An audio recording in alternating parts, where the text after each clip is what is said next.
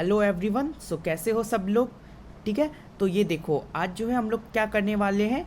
आज हम लोग करने वाले हैं that is sample paper discussion या फिर बोल लो मॉक टेस्ट पेपर डिस्कशन। किस चीज़ का? साइंस का जो है मॉक टेस्ट पेपर की काफ़ी बच्चों ने डिमांड की थी, तो आज हम लोग डिस्कस करने वाले हैं साइंस मॉक टेस्ट पेपर। ठीक है, तो सबसे पहले वही सीबीएसई ने जो गाइडलाइंस दी हुई है उसको एक बार पढ़ लेते हैं। हालांकि ये सीबीएसई का ऑफिशियल पेपर नहीं है, ठीक है, ये सीबीएसई का ऑफिशियल पेपर नहीं है, ये हमारा मॉक टेस्ट पेपर है जो हमने रेडी किया हुआ है। ठीक है, तो सबसे पहले देख लो जनरल इंस्ट्रक्शंस में क्या है। The question paper contains 3 sections होंगे। पहले में 24 क्वेश्चन 20 अटेम्प्ट करने हैं, फिर वैसा ही सेम कंडीशन है। फिर थर्ड सेक्शन में जो केस बेस्ड रहेंगे जिसमें से 10 आपको अटेम्प्ट करने हैं 12 में से। सारे क्वेश्चन के लिए इक्वल मार्क्स रहेंगे। निगेटिव मार्किंग यहाँ पे क्या होगी? नहीं होगी। और जो ईच क्वेश्चन के लिए आपको 0.8 मार्क्स दिए जाएंगे, ईच क्वेश्चन के लिए 0.8 मार्क्स दिए जाएंगे। ठीक है, तो ये तो आपको पहले से भी पता है, ये जनरल इंस्ट्रक्शंस मैंने आपको बता भी रखा है। तो चलो आज जो है साइंस पेपर डिस्कशन शुरुआत करते हैं। सबसे पहला देखो सेक्शन ये, और यहाँ पे क्लियरली लिखा हुआ है अटेम्प्ट एनी 20 क्वेश्चंस। ठीक है, तो अभी हम लोग स्टार्ट करेंगे। हालांकि मैं आपके साथ सारा का सारे डिस्कस करने वाला हूँ। ठीक है, तो हम लोग अभी चलिए डिस्कस कर लेते कि बोला है which of the following groups of animals heart does not pump oxygenated blood to different parts of the body. पहला ही क्वेश्चन है हमारे सामने, और पहला ही क्वेश्चन काफ़ी ईजी है और काफ़ी लोगों को पता भी होगा। चलिए एक बार डिस्कस भी कर लेते हैं। बोल रहा है कि इन कौन से ग्रुप में से ग्रुप ऑफ एनिमल जो heart does not pump oxygenated blood to different parts of body. So यहाँ पे आपके पास 4 ऑप्शन है। सो आपको सारे ग्रुप्स के बारे में अगर अच्छे से पता होगा तो आपने अगर एम्बीफिलियंस पेसिस वगैरह के बारे में पढ़ा है, सो आपको पता है कि दैट इज़ पेसिस एक टाइप का जो एनिमल है या फिर ग्रुप ऑफ एनिमल जिसमें हार्ट जो है does not pump the oxygenated blood to the different parts of the body. ठीक है, पेसिस वगैरह में ये नहीं होता है। ठीक है, चलिए सेकंड नंबर क्वेश्चन देखिए। Name the pores in a leaf through which respiratory gas exchange take place. So देखो आप क्या बताना है, अगर ये आपका लीफ है, ठीक है, तो यहाँ पे बताना है कि कहाँ से इसमें जो गैसेस का एक्सचेंज होगा। सो आपको पता है कि लीफ में जो गैसेज का जो एक्सचेंज होता है वो एक ही ऑर्गन से होता है, दैट इज आप लोग उसको बोल देते हो स्टोमेटा। स्टोमेटा से क्या होता है ना, गैसेस का क्या होता है, आपके सामने एक्सचेंज हो जाता है गैस वगैरह, है ना। सो इसका जो ऑप्शन नंबर डी हो जाएगा right answer. Third number question देखो, थर्ड नंबर क्वेश्चन बोल रहा है when hydrogen chloride gas is prepared on a humid day. अगर जो है ये हाइड्रोजन क्लोराइड गैस यानी कि HCl, ठीक है, वो प्रिपेयर किया जाता है ह्यूमिड डे यानी नमी वाले दिन पे, तो the gas is usually pass through the guard tube containing calcium chloride. एक गार्ड ट्यूब में से पास किया जाता है जहाँ से CaCl2 से क्या किया जाता है, वहाँ पे कंटेन करता है। सो जो रोल ऑफ कैल्शियम क्लोराइड जो है यहाँ पे लिया गया है, उसके रोल पूछा है आपसे। ठीक है, सो उसका क्या रोल होगा। सो जो आपने अगर इसकी अच्छी तरीके से प्रॉपर्टी पढ़ी होगी तो मैं इसका अगर आंसर बताऊं तो देखो इसका जो आंसर होगा, आंसर नंबर सी हो जाएगा, that is absorb moisture from the gas. Humid day में इसका इसलिए यूज़ करते हैं CaCl2 का, ताकि जो है हमारी रिएक्शन अच्छे से हो जाए। वो जो ह्यूमिड जो है, जो मॉइस्चर है ना, मॉइस्चर है उसको क्या कर ले, एब्जॉर्ब कर ले, जो मॉइस्चर वगैरह है उसको क्या कर ले, एब्जॉर्ब कर ले ये CaCl2। ठीक है, नेक्स्ट थिंग जो बोल रहा है which one of the following salt does not contain water of crystallisation. कौन सा सॉल्ट जो है वो वाटर ऑफ क्रिस्टलाइजेशन को कंटेन नहीं करता है। तो blue vitriol, baking soda, washing soda या जिप्सम। सो आपको पता है कि ये एक ऐसा एक है दैट इज NaHCO3 जिसको आप बेकिंग सोडा बोलते हो। ये एक ऐसा सब्सटेंस है जिसमें जो है किसी भी अमाउंट की जो है वाटर ऑफ क्रिस्टलाइजेशन नहीं रहती है, इसमें किसी भी प्रकार की वाटर नहीं रहती है। जैसे अगर बेकिंग सोडा की बात करो तो वहाँ रहता ही है, सॉरी वॉशिंग सोडा में ब्लू विट्रॉल होता है आपका CuSO4 डॉट यहाँ पे 5H2O, यहाँ भी क्या कर रहा है, सॉल्ट कंटेन कर रहा है। वॉशिंग सोडा की बोलूँ तो Na2CO3 dot 10 amount of H2O, यहाँ भी ये कंटेन कर ही रहा है। नेक्स्ट थिंग अगर बात करूँ जिप्सम की, तो यहाँ पे क्या है, that is CaSO4 dot 2 amount of H2O, यहाँ पे होगा क्या, 2 अमाउंट ऑफ H2O। तो ये सारी चीज़ों में क्या कर रहा है, कंटेन कर रहा है वाटर। चलिए 5 number question. In an attempt to demonstrate electrical conductivity through an electrolyte, in the following case apertures was set up। ठीक है, ये आपके पास एक क्या है, एक आपके पास सेटअप दिया गया है, और इस सेटअप के अकॉर्डिंगली आप हम क्या करेंगे, आप इसको थोड़ा सा ध्यान से ऑब्जर्व करो और इसके अकॉर्डिंग हम लोग अभी सेंटेंस बनाएंगे। ठीक है, तो चलो सबसे पहले देखते हैं which among the following statements are correct. अब ये फिगर को देख लो आप, क्योंकि मैं इसको अब अभी अपर करूँगा, फिर आपको समझना पड़ेगा, या तो इसको पॉज करके देख सकते हो। ठीक है, एक बार अगर एक्सप्लेन करना हो तो मैं इसको एक्सप्लेन भी कर देता हूँ। देखो क्या है, ये हमारे पास एक गार्ड ट्यूब है टेस्ट, ठीक है, इसमें हम लोग क्या करेंगे, इसमें सबसे पहले नेल दिया गया है, यहाँ पे आपका रबर कॉर्क रखा गया, उससे नेल को अटैच किया गया है। यहाँ पे डाइल्यूट NaOH का सॉल्यूशन लिया गया है, सोडियम हाइड्रोक्साइड का सॉल्यूशन लिया गया है। ठीक है। अब ये देख लो, ये क्या है, ये आपका स्विच है, यहाँ पे बल्ब लगाया गया है, ये 6 वोल्ट की बैटरी यहाँ पे सेट की गई है, ये आपका ब्रेकर से जो है ये वायर को कनेक्ट किया गया है थ्रू नेल से, ठीक है। अब देखना है इसमें कुछ स्टेटमेंट दिए गए, स्टेटमेंट को पढ़ते हैं। बोला कि कौन सा स्टेटमेंट इनमें से करेक्ट है, ठीक है।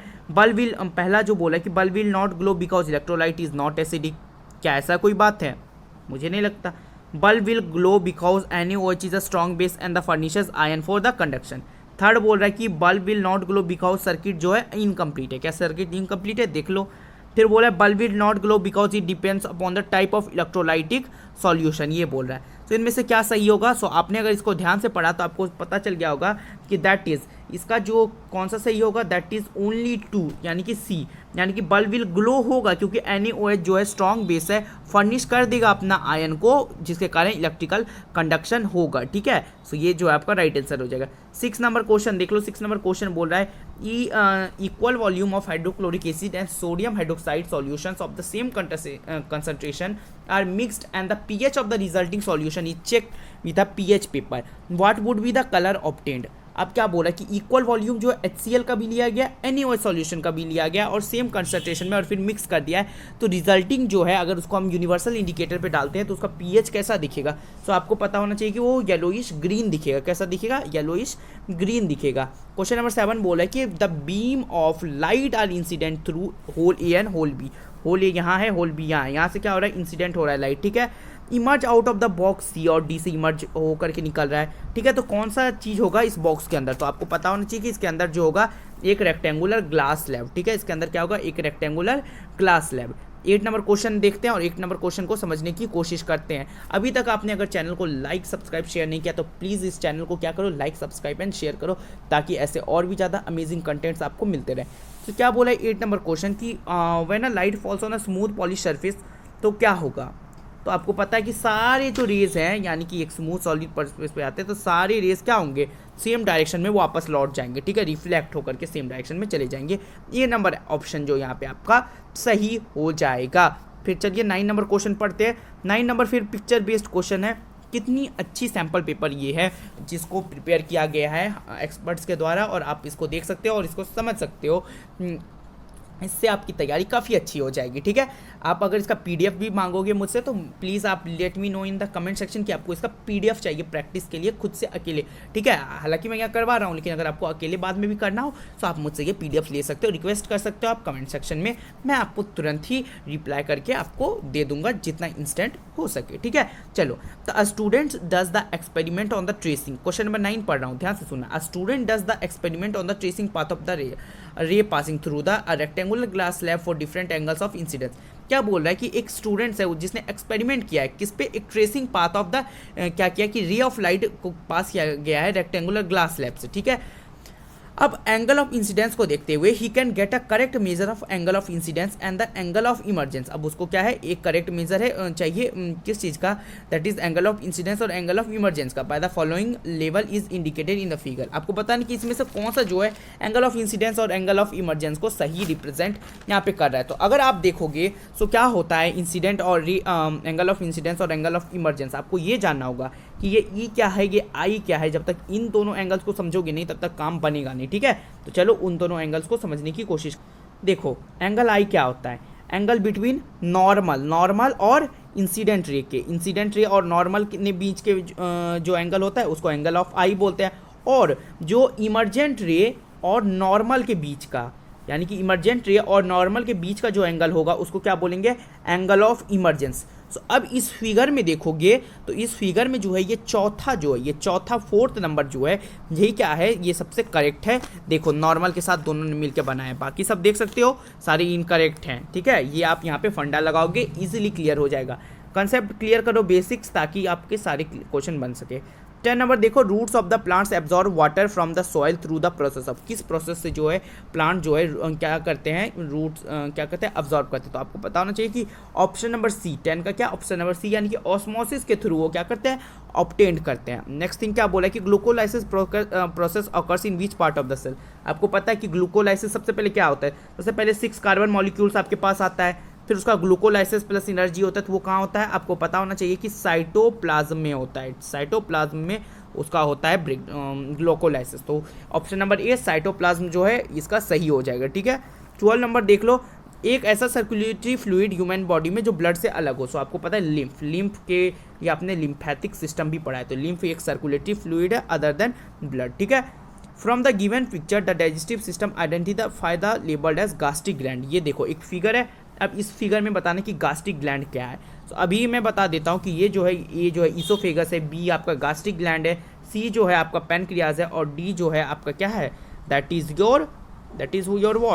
योर लार्ज इंटेस्टाइन, है ना, ये आपका लार्ज इंटेस्टाइन है। सो इसका जो राइट आंसर हो जाएगा वो हो जाएगा ऑप्शन नंबर बी, यानी कि ऑप्शन नंबर बी जो है आपका गास्ट्रिक ग्लैंड है, ठीक है। 14 the fermentation of glucose by yeast normally yields. क्या होता है जो फर्मेंटेशन ग्लूकोज देता है? तो आपको पता है कि जो फर्मेंटेशन होगा ग्लूकोज का तो ईस्ट ने किया, तो अल्कोहल CO2 और ATP मिलेगा। ऑप्शन नंबर सी जो है यहाँ राइट हो जाएगा। 15 नंबर क्या बोल रहा है कि reflection of light by the earth atmosphere due to variation in the air density is called. Reflection हो रहा है जो लाइट इन द एटमॉस्फेयर, और उसकी में जो डेंसिटी आ रही है तो उसके कारण जो रिफ्रैक्शन आ रहा है तो उसको क्या बोलेंगे? तो उसको बोलते हैं एटमॉस्फेरिक रिफ्रैक्शन, यानी कि डी नंबर इसका ऑप्शन हो जाएगा सही। एटमॉस्फेरिक रिफ्रैक्शन बोलते हैं उसको, ठीक है। चलिए 16 नंबर क्वेश्चन में बढ़ जाएंगे। तो 16 नंबर बोल रहा है कि जो डिफ्लेक्शन ऑफ लाइट है by minute particle and the molecules of the atmosphere in all direction, उसको क्या बोल देते हैं? उसको बोलते हैं हम लोग, उसको बोलते हैं nothing but that is scattering. उसको क्या बोलते हैं? स्कैटरिंग। क्या करेंगे? पहले माइन्यूट पार्टिकल उसको पकड़ेंगे और डिफरेंट डायरेक्शन में क्या करेंगे? छोड़ देंगे, है ना, तो उसको क्या बोलते हैं? स्कैटरिंग ऑफ लाइट बोलते हैं। क्वेश्चन नंबर 17 देख लो, फिर से पिक्चर बेस्ड है। अब ये क्वेश्चन ध्यान से पढ़ो, उसके बाद मैं पिक्चर दिखाऊंगा, उसके बाद ऑप्शंस देखेंगे।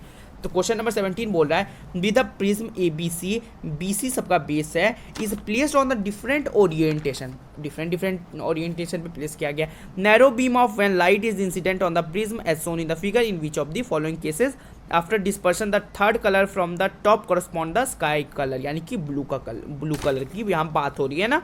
चलो, तो वो कौन सा कलर है जो कि स्काई कलर से करस्पॉन्ड्स करेगा आफ्टर द डिस्पर्सन। सो उसका जो एक करेक्ट डायग्राम आपको यहाँ पे बताना है। तो करेक्ट डायग्राम क्या हो जाएगा? क्वेश्चन को ध्यान से पढ़ेंगे, नहीं समझ में आया तो पॉज करेंगे, रिवाइंड करेंगे। सो सारे में से जो है ये आपका option number b that is will be your right. अगर हम लोग क्या करें, द थर्ड क्रम फ्रॉम द टॉप जो करस्पॉन्ड करेगा स्काई के लिए, तो उसके लिए होगा ऑप्शन नंबर बी, यही आपका जो है राइट आंसर है, ठीक है। सो नेक्स्ट क्वेश्चन बोल रहा है the danger signals installed at the top of tall buildings are red in colours, these can be seen easily from a distance because among all the colours the red light. आपको पता है कि वो सबसे क्या होता है, is what is scattered least by smoke and fog, है ना। 18 नंबर का क्या हो जाएगा? बी, वो क्या होता है? स्कैटर सबसे कम होता है स्मोक या फॉग से, ठीक है। अब बोल रहा है कि the splitting of white light into different colours on the passing through a prism, उसको क्या बोलते हैं? हम लोग को सबको पता है कि सी डिस्पर्शन बोलते हैं, उसको क्या बोलते हैं? डिस्पर्शन, है ना। यहाँ से आया 7 कंस्टिट्यूएंट्स कलर्स में बढ़ गया तो उसको क्या बोलेंगे? Dispersion of light. 20 बोला lime water reacts with chlorine to form, क्या करता है? हमको पता है CaOCl2। B number bleaching powder, B से bleaching powder, bleaching that is powder, है ना। चलो ये हमारा हो गया सही। चलो नेक्स्ट क्वेश्चन। अब देख लो, अब असर्शन रीजन है। अब A एंड R टाइप के क्वेश्चन रहते हैं जो कि आपको प्रॉब्लम आती है। अब इसी को हम लोग अभी यहाँ पे डिस्कस करने वाले हैं, ठीक है। तो ध्यान से सुनिएगा सारी बातें को, तभी ये क्वेश्चन आपसे होगा। एक एक चीज़ को ध्यान से समझना। क्या बोल रहा है कि क्वेश्चन 21 से 24 तक क्या है? असर्शन रीजन टाइप के क्वेश्चन है। अब देखो, इसमें जो कुछ स्टेटमेंट्स होते हैं और एक सही होता है एक गलत होता है, या तो दोनों सही होंगे, सही एक्सप्लेनेशंस होंगे, कुछ इस टाइप के। ऑप्शन से देखते हैं कि both assertion and reason are true and the reason are the correct explanation of the assertion. ये ऑप्शन ये हो जाता है कि असर्शन सही है, रीजन भी सही है, और रीजन जो है करेक्ट एक्सप्लेन कर रहा है असर्शन को, ठीक है। बी बोलता है कि असर्शन सही है, रीजन करेक्ट है, बट एक्सप्लेनेशन जो है रीजन का वो सही नहीं है। सी बोलता है कि असर्शन तो सही है बट रीजन जो है फॉल्स है, पूरा ही गलत है। फिर डी बोलता है कि स्टेटमेंट असर्शन तो फॉल्स है लेकिन रीजन सही है, ठीक है। सो इन सारी के यूज़ करके हम लोग क्या करेंगे? अभी क्वेश्चन को सॉल्व करेंगे। आई होप ये आपको समझ में आ गया है। सो अब देख लो क्वेश्चन नंबर 21। क्वेश्चन नंबर 21 बोल रहा है कि carbonic acid is a weak acid. भैया सही है। बोलता है कि it ionise completely in the aqueous solution. बिल्कुल गलत है, अगर आयोनाइज हो जाता तो ये वीक होता ही नहीं। So option number c right हो जाएगा, है ना। ऑप्शन नंबर सी यानी कि असर्शन सही, रीजन क्या हो गया? फॉल्स, है ना। असर्शन सही हो गया, रीजन अभी अब फॉल्स हो गया। 22 नंबर देख लो भैया, क्या बोला है कि copper sulphate is a acidic salt because it is a weak base of CuOH का होल ट्वाइस यहाँ पे होगा, ठीक है। यहाँ पे मिस्टेक्स है, COH का होल ट्वाइस, और ये जो है H7SO4 नहीं H2SO4 है, ठीक है, H2SO4 है, ठीक है। सो ये दोनों का है, सो बिल्कुल सही है, असर्शन सही, रीज़न सही, और रीज़न जो है सही, एक्सप्लेनेशन भी है। 23 बोला है कि असर यानी कि देखो 23 बोला है कि assertion ammonium hydroxide is a weak base, ammonium hydroxide जो है वो क्या है, वीक बेस है। रीज़न बोलता है फेनोप्थेलिन become pink in NH4OH solution, ये NH2 नहीं NH4OH है, ठीक है, NH4OH सॉल्यूशन, ठीक है। क्या बोला है कि अमोनियम हाइड्रोक्साइड जो है वीक बेस है, और बोलता है फेनोप्थेलिन become pink in OH solution, ठीक है ना भैया, दोनों सही है स्टेटमेंट है, लेकिन क्या रीज़न सही एक्सप्लेन कर रहा है, नहीं। तो दोनों सही है, रीज़न सही एक्सप्लेनेशन नहीं कर रहा है, यानी बी, ठीक है।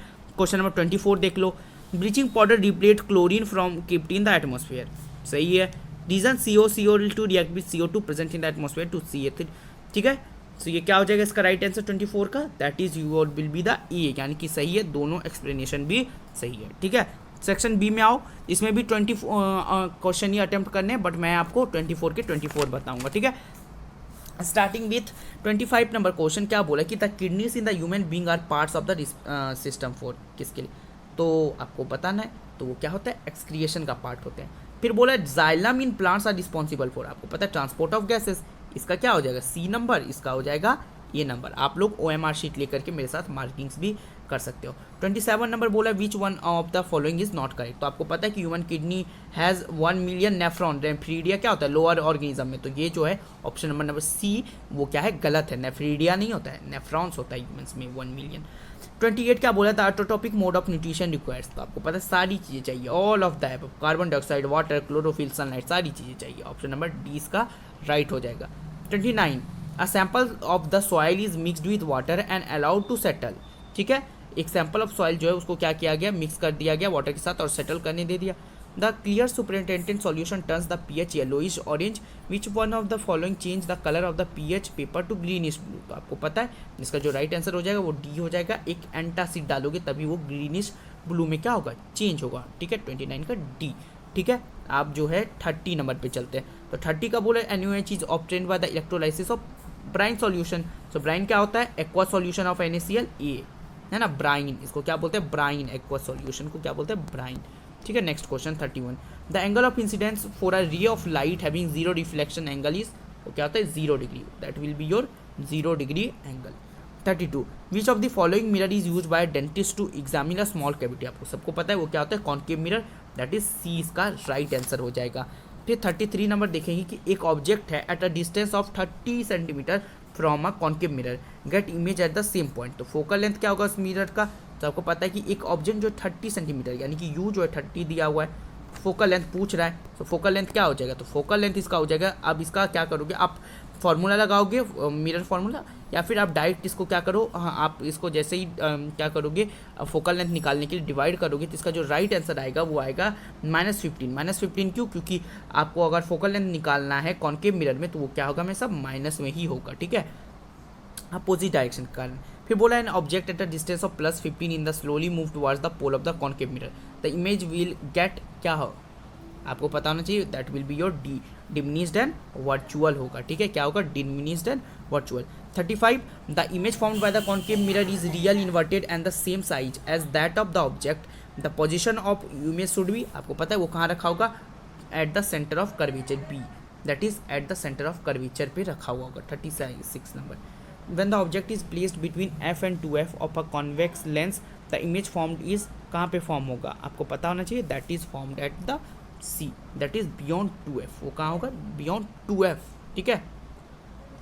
अब 37 नंबर क्वेश्चन देखते हैं। 37 नंबर का जो है यस 37 नंबर क्वेश्चन बोला a ray of light is travelling from a rarer to denser medium, ठीक है, ये रेयर से डेंसर मीडियम में जा रहा है, सो वो क्या होगा, वो बेंड करेगा टुवर्ड्स द नॉर्मल, क्या होगा, towards the normal B.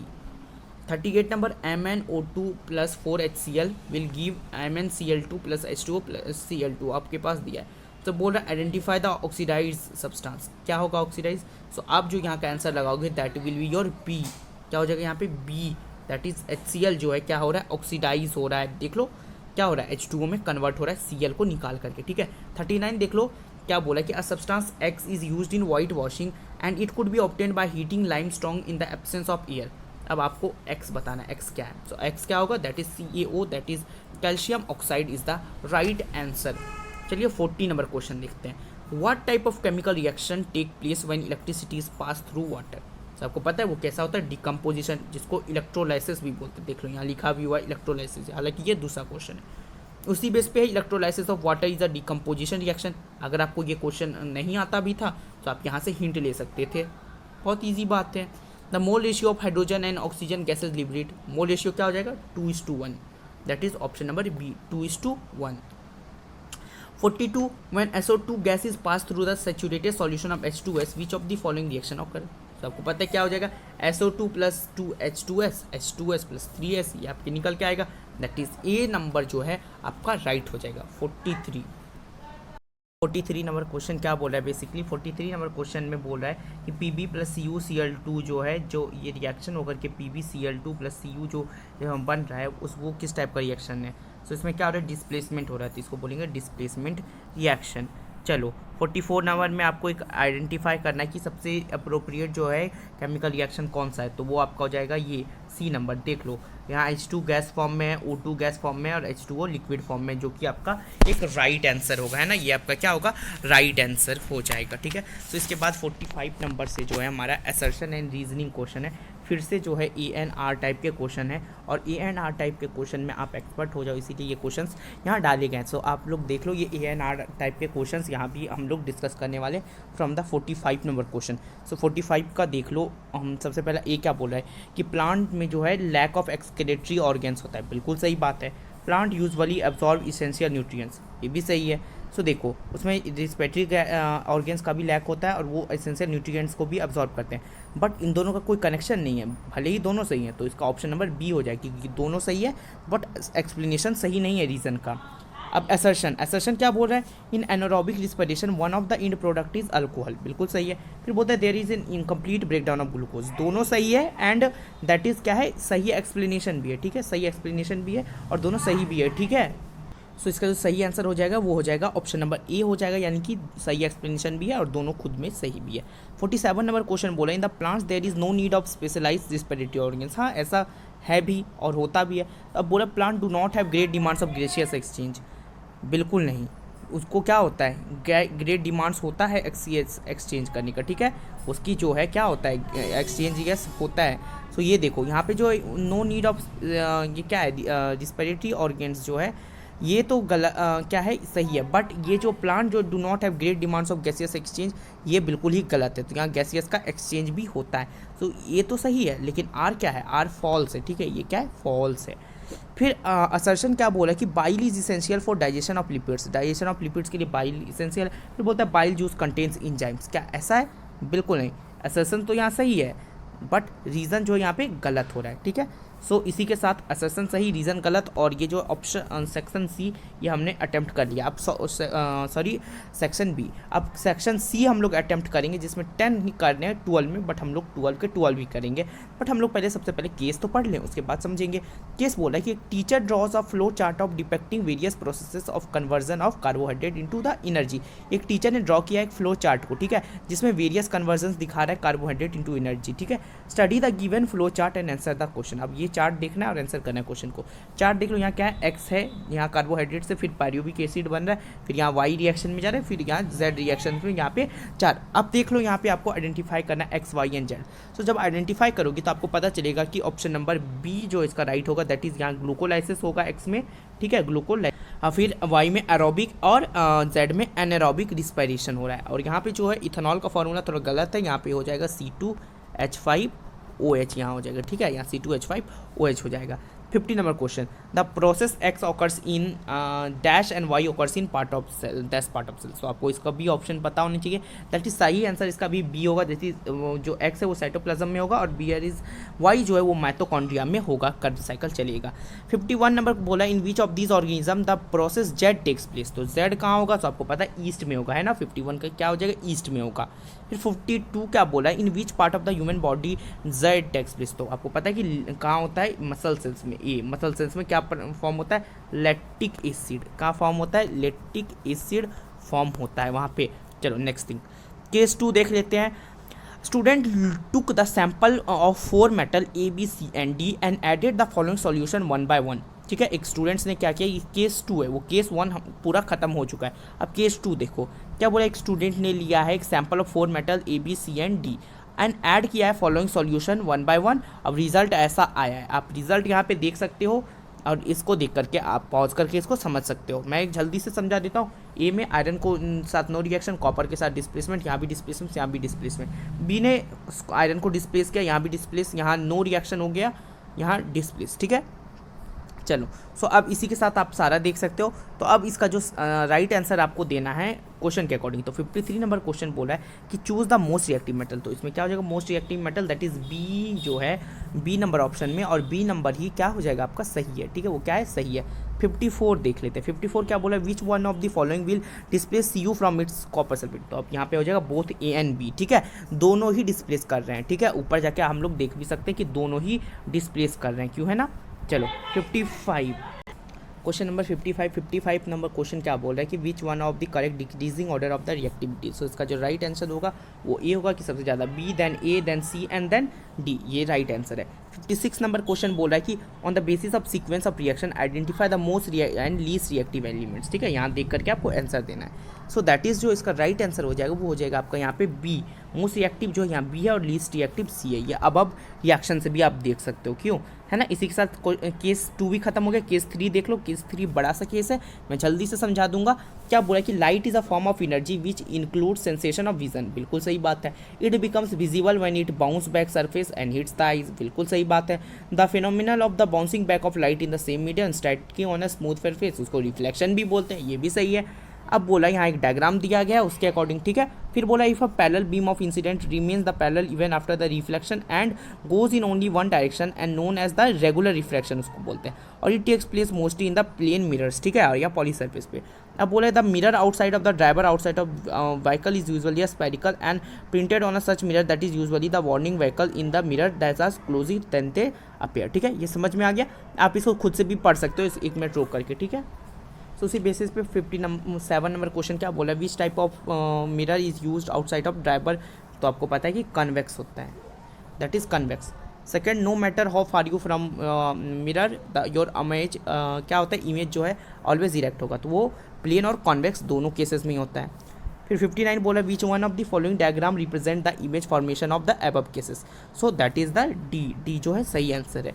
So 60 number question बोला फोकल लेंथ जो है 12 सेंटीमीटर। अब रेडियस ऑफ कर्वेचर हमको पता है 2f इज इक्वल टू क्या हो जाता है, r हो जाता है, तो 2 × 12 करेंगे तो 24 आएगा, that is radius of curvature. तो दैट इज बी जो है 24 नंबर आंसर सही है। सो इसी के साथ मैंने 60 जो है पूरा का पूरा सैम्पल पेपर खत्म कर दिया है, आपके साथ डिस्कस कर लिया। ठीक है, सो इसी के साथ आपको क्या करना है, लाइक सब्सक्राइब एंड शेयर करना है हमारे वीडियोस को अपने फ्रेंड्स के साथ, और अपना सपोर्ट देते रहना है हमारे चैनल को। ठीक है, सो फिर नेक्स्ट वीडियो में मिलते हैं नए कुछ MCQs के साथ या नई वीडियोस के साथ, अलग सब्जेक्ट्स की, साथ ही साइंस मैथ्स की भी वीडियो अवेलेबल हो जाएंगी। सैम्पल पेपर सॉल्व भी डिस्कस करेंगे in the next upcoming videos. Till then take care and bye bye.